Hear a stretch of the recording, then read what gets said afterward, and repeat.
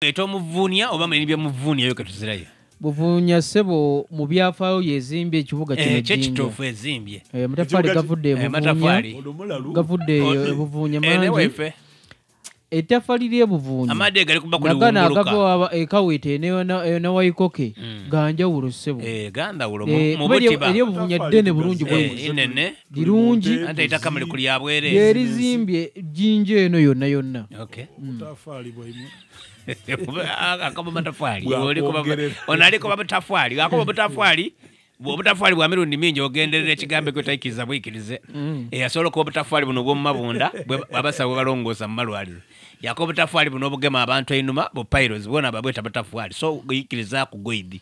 Otayikiza bwikirize tuwa amawulire gemulina gali ni side. Amawulire manje gamala gatujja okukuuna kulalo mu program nange wekalangule. So tuiname n'amawulire tuinama n'amawulire gagabati. Kali gasooke tutandikire mu parliament ya Uganda. Parliament olwaleero evuddeyo mu butongole neeroka ekungubagira omugenzi Raila Odinga gwe baziise olunaku olw'eggulo era abaka ba parliament abasinga bategezezza nti bamujjukirako bingi. Nti bw'osoma ebyafaayo ebyeggwanga erya Kenya biragira ddala nti abadde musajja w'amaanyi nnyo era nga ne waafiiridde mu kiseera kino ng'akyali w'amaanyi era babaddewo akaseera ak'okusiriikirira bagamba nti katusiikiremuuko okusobola okuba nga tukungubagira omugenzi. Ababaka ssebo bangi bamusiimye naddala b'opposition bano ab'enyale badde bamusiima naye ng'olaba emimwa gyabwe gisikatirawo aira okufiira kuno twafiirwa nga abantu bayenga n'okunulwa okw'omunda nga bakati tusirikiremu abantu basirikirira nga basaba njira okubona ku video bakati tusirikiremu abantu baira mu kweya masimu abali ku TikTok abali kubona biche bawe bali kugenzi okusaba okwo kwa jawa okwanira nga parliament ya bali tulaga ekifaananye nga abantu bali mukunulwa oba either abantu bagemye ebigandiko bya Bible kuva mu kunikiza mundikiza nga basoma ku Bible n'ayamba budofu ogeze n'ogera ku nsonga y'okusaba enaku zino tuyinza okubeera waliwo meeting egenda mu maaso laga nti banaye tusooke tusabe then meeting egende mu maaso. Edda nga woyogedde nti waliwo okusaba ng'omuntu azibira neyefumiitiriza mu mutima naye essaawa eno omuntu alega tuzibire naye tusabe naye ng'oli asigala nga yeetunuulira ali ku ssimu n'atunuulira ate abazibiridde. So ebintu ne bijjawo kaawo kati balaga nti tubeera liikirira imwe abafulumya amawulire ag'obulimba nti bw'ozibirira oti abatandika bakukuba ekifaananyi awo ate abalalikwera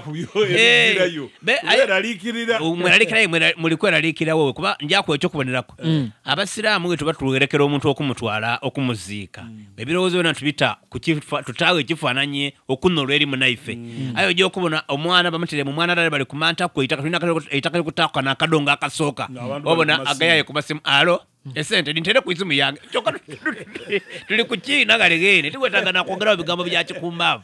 So abantu baweesa enike ku mutima bagiweesa omuntu nigafa titukaidukira Katonda nti aliyo senga akaseera kazibu ino kuba weena kali kwida mu bulamu bwo ng'osonga munze nti nenda weetereza mutu w'amawulire kale engeri yetandikire mu palamenti ikkiriza tuviirewo irala n'amawulire gano olunaku lwaleero wabairewo okuwaanisiganya ebigambo wagati wakulira naddala bali ku luuyi oluvugana gavumenti ni Joel Ssenyonyi ataaku ne minisita avunaanyizibwa ku nsonga d'amateeka Nobert Mao. Kino kiririre Joel Ssenyonyi okuvayo mu palamenti olwaleero ng'eri kujja mu maaso y'abakoba ati bana ensonga ediri mu West Nile eyo pulezidenti yali kutambula RDC kyayiririre kaawo owa disitulikiti eya Jumani okuvayo yawe ebiragiro nti amasomero gonna oba lya primary oba lya secondary olunaku Museveni lwanaaba mu Ajumani wano okusomezera tukere bukeere tulumbe rallies da Museveni tujje tuwaniriza omukulembeze ow'eiwanga. Kino Joel Ssenyonyi akirese parliament yakoba ati be ensonga engeri abagigemyemu naddala ekibiina ky'NRM ne pulezidenti Yoweri Kaguta Museveni okutuusa n'okwemerezanga abaana bali kujja ku isomero bajje bamwanirize nti awo tuba tetuli mu kalulu. Wano Nobert Mao bw'aviireyo yakoba Ssenyonyi nterekeranga okunoonya engeri y'onaabonekamu kange ebyokwogera ebyamagezi obizira. Kino ensonga eno naffe ino gy'oli kuleeta iwe oli kireeta mu ngeri ya politics ayi kyabaireyo mu mutima mulungi. Singa Kyagulanyi yabaire aliyo bo bakikozesa era yandye ne complain yayo anti kati kyolina okumanya mudoofu nti abaana edda masomero twasomeranga bayananga nnyo okulaba President Museveni.